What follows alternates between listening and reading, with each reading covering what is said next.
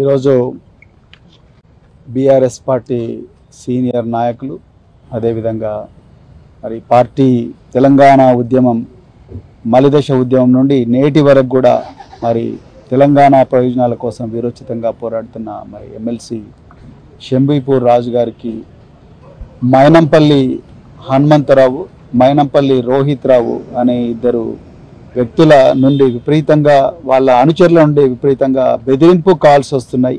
నిన్ను చంపుతాము, నువ్వు ఏం చేసుకుంటావో చేసుకునే బెదిరింపు కాల్స్ చాలా విపరీతంగా వస్తుంటే ఆధారాలన్నింటితోని ఈరోజు సైబరాబాద్ పోలీస్ కమిషనర్ అవినాష్ మహంతి గారికి మరి మేమందరం కూడా పెద్దలు మధుసూనాచారి గారు, దాసో శ్రవణ్ గారు, వివేకానంద్ గారు, రవీంద్రరావు గారు, షంబీపూర్ రాజు గారు అందరంగా మరి మేమందరం కూడా లక్ష్మారెడ్డి గారు, తర్వాత డాక్టర్ సంజయ్ గారు అందరం కలిసి ఈరోజు ఒక కంప్లైంట్ ఇవ్వడం జరిగింది.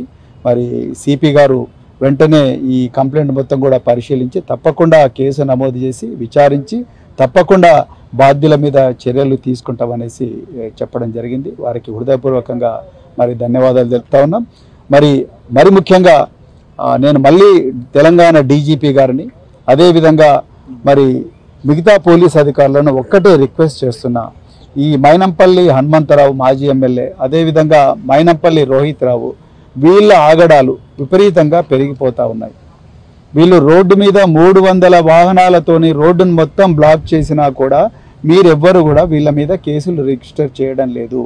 వీళ్ళు అనరాని భాష, అన్పార్లమెంటరీ లాంగ్వేజ్ ఓపెన్గా మీడియా ముందు పెట్రోలు పోసి చంపుతాము బిడ్డ అని కేటీఆర్ను హరీష్ రావు గారిని బెదిరించినా కూడా మీరెవ్వరు కూడా కేసులు రిజిస్టర్ చేయడం లేదు.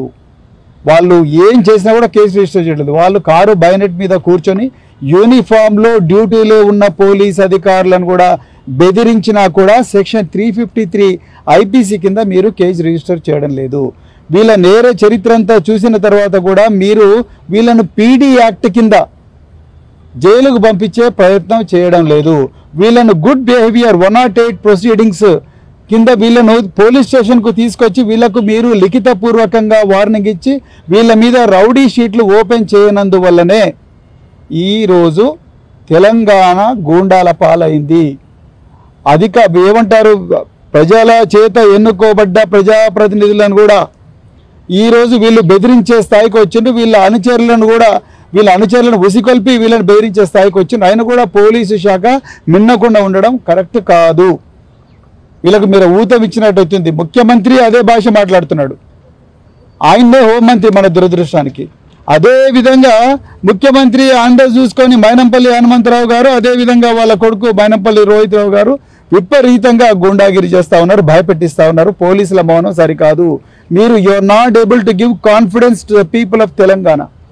If you can't tackle goondaism like this, then what is that you are going to assure to people of Telangana? అందుకొరకే మేము ఈరోజు మళ్ళొకసారి పోలీస్ శాఖకు రిక్వెస్ట్ చేస్తున్నాం, వీళ్ళ మీద రౌడీ షీట్లు ఓపెన్ చేయండి, వీళ్ళని గుడ్ బిహేవియర్ కింద బైండ్ ఓవర్ చేయండి, అదేవిధంగా వీళ్ళని పీడీ యాక్ట్ కింద జైలుకు పంపించండి.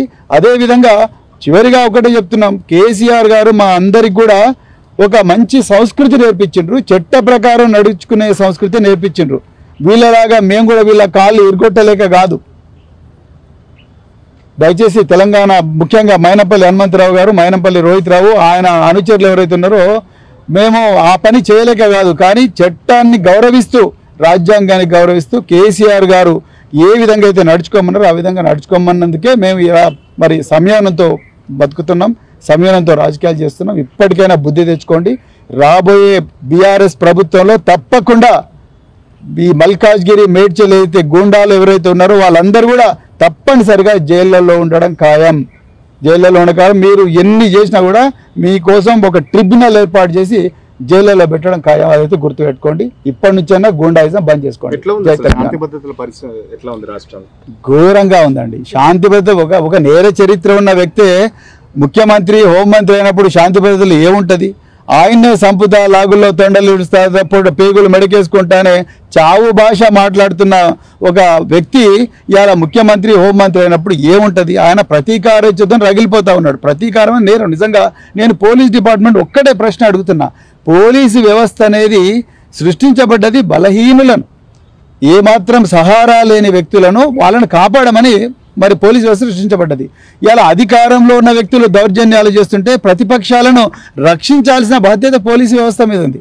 కానీ ప్రతిపక్షాల మీద అక్రమ కేసులు పెట్టి ప్రతిపక్షాల మీద దాడులు జరుగుతూ ఉంటే మీరు కేసులు పెట్టకుండా దాడులు చేసిన అధికార పక్షాన్ని మీరు కాపాడుకుంటూ వస్తూ ఉంటే, సహిస్తూ వస్తూ ఉంటే ఇంకెక్కడ పోలీసుకి ఉంటుంది, ఇంకెక్కడ శాంతి భద్రతలు ఉన్నాయి, ఇంకెక్కడ రాజ్యాంగం ఉన్నది, ఇంకెక్కడ ఫండమెంటల్ రైట్స్ ఉన్నాయి, ప్రాథమిక హక్కులు ఉన్నాయి, అవన్నీ కథం అయిపోయినాయి. తెలంగాణ అనేది వల్లకాడవుతున్నది. తెలంగాణ పూర్తిగా శాంతి భద్రతలు క్షీణించినాయి.